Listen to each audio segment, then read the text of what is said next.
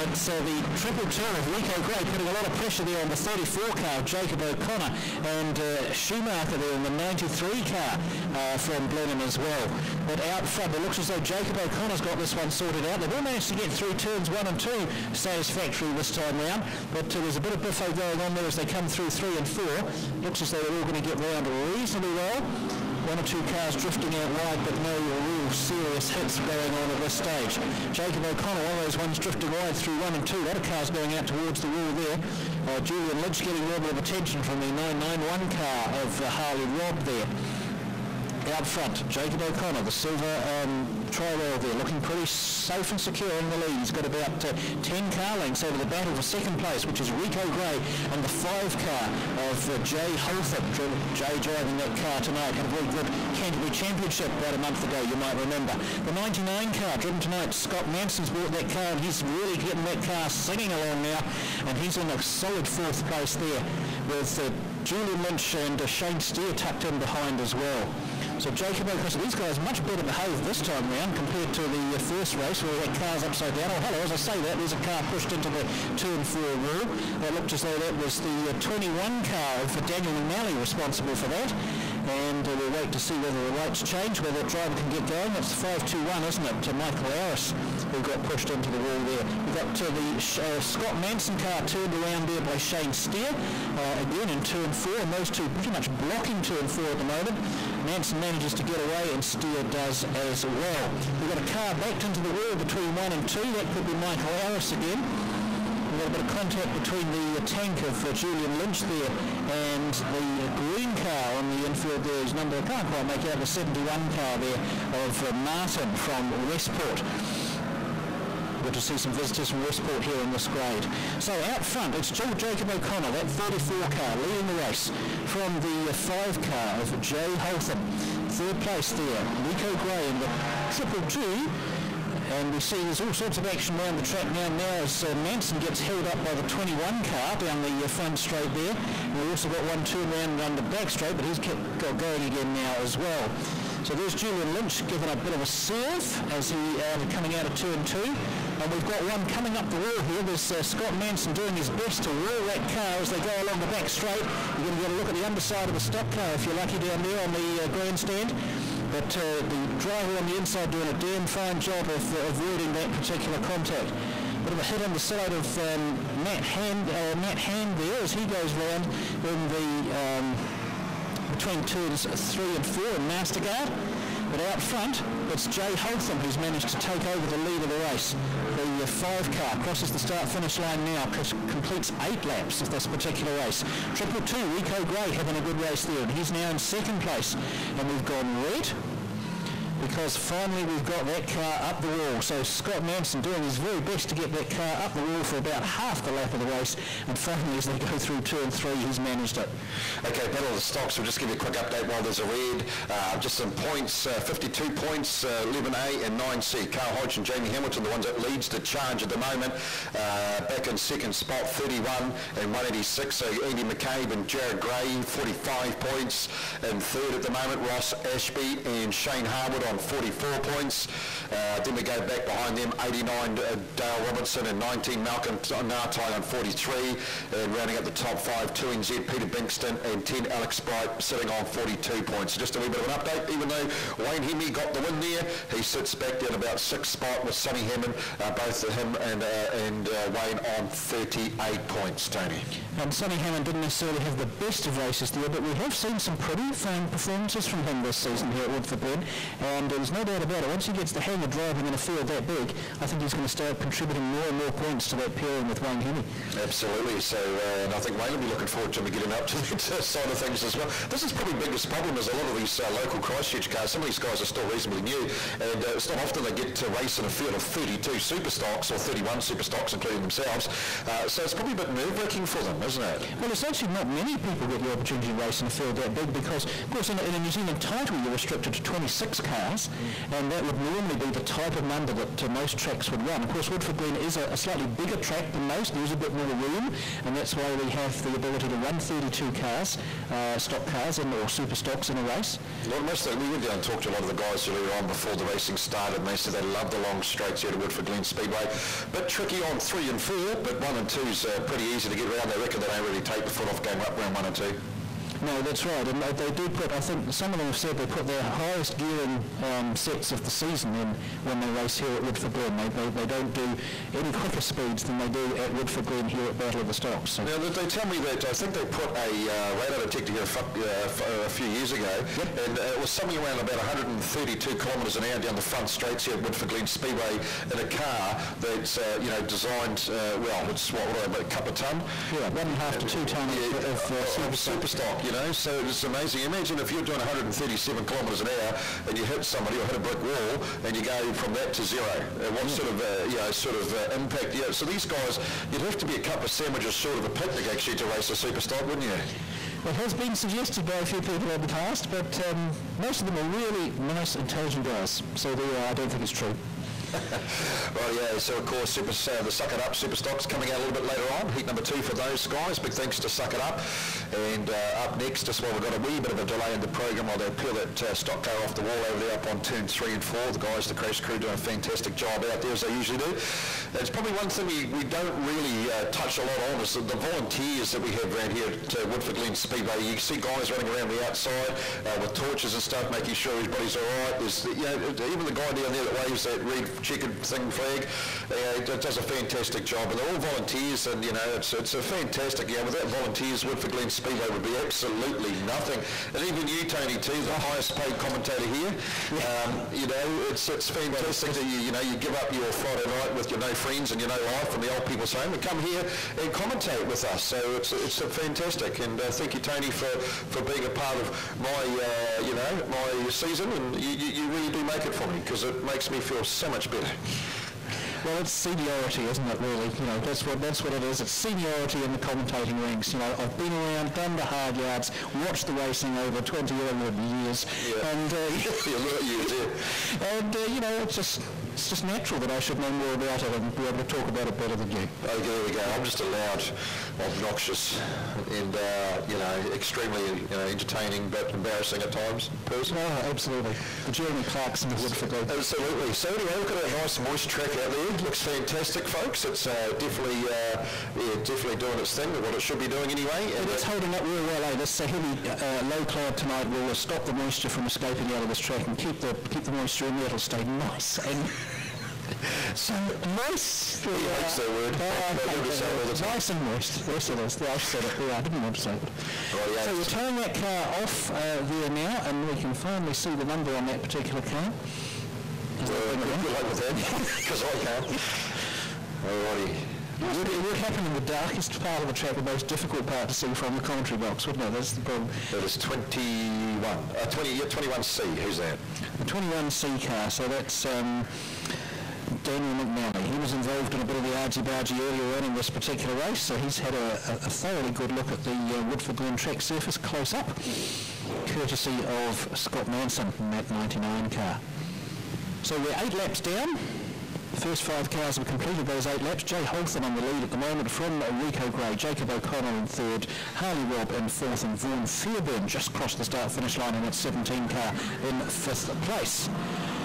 So we're up and we're racing again, and it's Jay Holtham leading them round through turns 3 and 4. He takes the white flag now in that 5 car. Gosh, he's quick, this boy, and he's having a fantastic race here, well ahead of the 2nd place car of Rico Gray.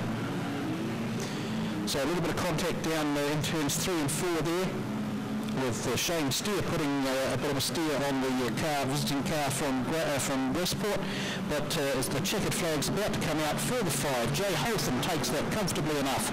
We wait a little bit and wait a little bit longer, and Rico Gray crosses the start-finish line there about 5 seconds later for 2nd place. Jacob O'Connor did a good job there, piloting the 34 car home, bringing it home in 3rd place. Harley Robb finishes 4th, Vaughan Fairburn in the tank in 5th place, and we wait for the next car, which is the 93E car of Schumacher from Blenheim, to finish in 6th.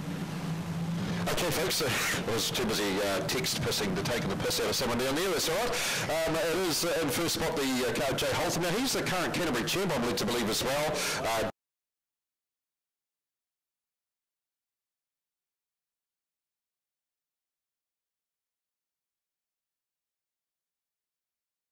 On 52 points, 31 and 186, Andy McCabe and Jared Gray 45, 38 Ross Ashby and Shane Harwood in the 18 car on 44, 89 W and Dale Robinson and 19, C Malcolm Nartai on 43, and 2 NZ Peter Bingston and 10 Alex Bright in the 42 points. So having a wee look at the grids for this one. The next one, of course, heat number 2, or heat number 2 for these guys. I do have a grids here somewhere, there we go. And starting off the front will be the 46 car from Christchurch, and that is the car of Peter Ross on his outside. We'll see the 33 car from Rotorua, Robbie Maybe. Back in row 2, 282S is a full oval on his outside. 27 is the car of, and of course, Peter Field. And then we go back 31 is Andy McCabe from Palmerston North, 186 Jared Gray on his outside. 23 Lance Ashton from Rotorua, 44 is going to be beside him. And that is the car of Peter Ross. Then we go back to the next one, which is the 72 car of Simon Joblin. 94 from Christchurch will be on his outside of Noel Inns. Back to the next row, 87 car Thomas Stanaway from the Bay. And 861 Ricky Bolton on his outside. 11A Carl Hodge would be your next one. And that next row, and the 9 car Jamie Hamilton will be beside him. 62 car of Chevron Taniwha will be in the next row with 8 Damien Alley on his outside. 33 car from Rotorua. That is the car of Robbie Maybe, and he'll have on the outside of him 46 car, which is the car, of course, from Christchurch, and that is someone. Who is 46C? There's no 46C. 46N. Yeah, sorry, it's my mistake. So it's, sorry, I'm even on the wrong thing here. Oh, something shocking, I tell you. We got up to, I'm on the hook run full stop. 46.33, 19 Malcolm Nartai from 89 on his outside, Dale Robinson, you dick. 10 Alice Sprite, 2 NZ Peter Bingston on his outside, 5 Jason Fletcher, 53 car. Oh, Jesus. Kevin Roberts, you pay the monkeys, you get the peanuts. No, you get the peanuts, you get the monkeys. 18 is Shane Harwood on his outside, 38M, that's Horse. Back in the next race, 74 is Ian Clayworth. 581 P. Jordan Deere on his outside. 23 is Jacob Brownlee's, 46 Al Levine, 48 Brett Nichols with 52, which is the car of Scott Joblin. Back in the next row, 93 is of course the car of Sonny Hammond on his outside. 591 P of Wayne Hemi, 27 Pete Field with 32 Phil Ogle, 186 Jared Gray with 31 Andy McCabe, 44 car of Peter Ross with 23 Lance Ashton on his outside. 94 car from Christchurch is the car of Noel Inns on his outside. 72 Simon Joblin, 861 Ricky Bolton from 87 Thomas Stanaway, 9 car of Jamie Hamilton, 11A Carl Hodge, and the last row the 8 car from Christchurch, Damien Alley, and 62P Chevron Taniwha, you stupid twat. Just before we get going, mate, I've missed one car. The 23 car of Lance Ashton I see is still in the pit, so he won't be lining up beside Peter Ross, so I'll try and find out more on that one. Roger. Over now. Right. Now there's got on the right way, Rick, yes? So you can see they're still lined up in their pairs. They will be right throughout the next 2 days. Yep, absolutely. So the red flag gets away from the clerk at the course, hands it over to the starter. Lining it up in the front straight. Let's really do it here. Racing we go. 36. It's a great restart here. We'll line up into turn number 1 and 2, leading the charge. Now indeed, 19 Malcolm Nartai would be in second spot. Everybody's made it through turn 1 and 2 now as they start to sort themselves out. Jason Fletcher is getting a bit of a hard time further down the field. About mid-pack now as they come off Mastercard turn 4. Get the bit tight there. Look at the... Oh, something's gone up. Just in the way. Looks like it was Thomas Stanaway. Yes, it was. So he's managed to get away with it somehow. And gets back going again. But who's over there? There's a wee bit of a line-up there. I think it's Andy McCabe might be involved in that as well. Yes, it is the 31 car. A couple of cars. Jamie Hamilton gets restarted as well, so he was involved in that. But Andy McCabe goes straight to the infield now. Oh, look at this. There's a big, huge hit over there. Looks like that it might have been the 591 car of Wayne Hemi, was it? No, it was Jordan Deere. But Deere will get back going again now. That's let's go front side. And it looks like it's the 19 car with Malcolm Martine that leads the charge. 591 Wayne Henry's made up a few spots. Looks like he might be in that second spot now as they go across the start finish line to complete another lap. Yes, he does. Henry from Blue Cunningham back in third spot. The big tank there as he makes his way off turn number 2 now. 2 into Peter Bixton's down the bit of now, trying to go around the outside of him though. It looks like it's going to be the 10 car of Alex White. Those two having a great wee battle. Further down the field there. 19 Malcolm Martine now goes across the start finish line to complete another lap. Lap number 4 to be exact. As he comes off turn 2 and heads down the back straight. Nobody's really dealing him too much at the moment. 591 Wayne Henry's now opened up quite a big gap back to the 2NZ car of Peter Bixton as they come off turn 4 now. 46 in that next spot. Blue Cunningham is in there. Then we go back to behind him. 72 car looks like it's Simon Joplin's run up his bits and pieces now as they make their way up out of turn number 2 now. One spot back. 10 Alex White done a great job. 48 Brett Nichols having a wee sniff down the inside of him now as they head down to that turn 3 and 4 Mastercard now. Back up the front. 19 Malcolm Martine. He'll dial it into turn 1 and 2. A little bit of lap traffic to contend with now. He's got Jamie Hamilton beside him, but that's the lap down for the 9 car as he makes his way down the back straight into Mastercard turn 3. 591 Wayne Henry's in second spot.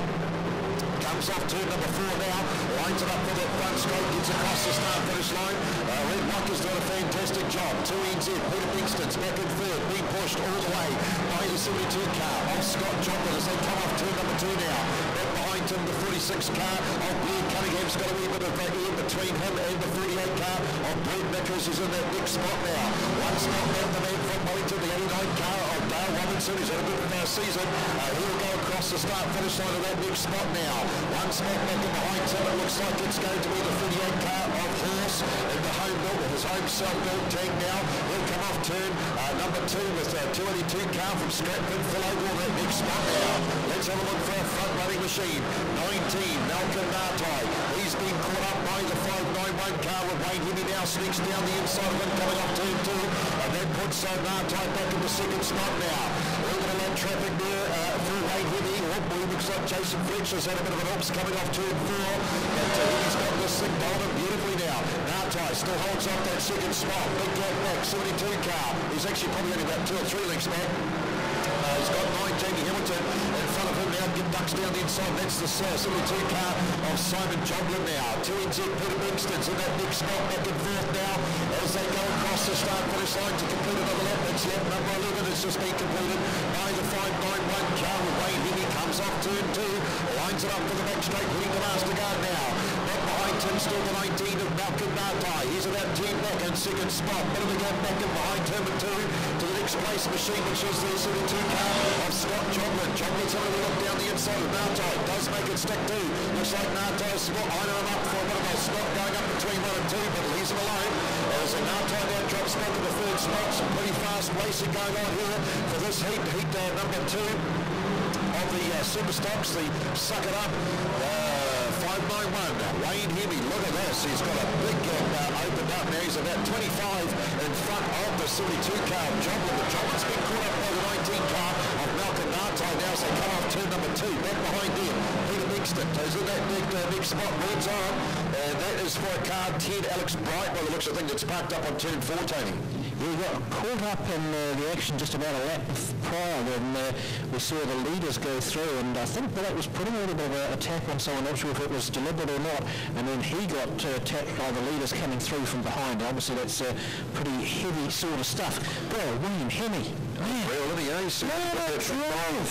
What a car! The fastest man on the track though. Look who's in second spot. Look at the lap time for that puppy. Absolutely. Simon Joplin there in the 72 car has done an 18.96 and Wayne Hemi a 19.06, and frankly no one else is anywhere near those two. Absolutely, but you can just see, folks, those people, you see Wayne Hemi going down the front straight, full noise, the scream that thing makes. It reminds me of my ex-wife. God, she could scream. Right, so we're getting ready to go racing. Away we go. Make their way up into turn number 3, 4. A lot of smoke taken out of the back of Hemi's car. Let's hope there's nothing too major now as he comes into the front straight. White flag comes out, 1 to go for the 591 car. Wayne Hemi, wee bit hot, goes into 1 and 2, leading the charge. Then we've got some wee bit of originating going on further down the field. Oh, 591, it is Wayne Hemi. he's just gone across the start and finish line. There was a whole wrong car. It was Jordan Deere that's smoking like a... Anyway, as they head down the back straight, 591, Wayne Hemi will take the win from the 72 car of Scott Joplin.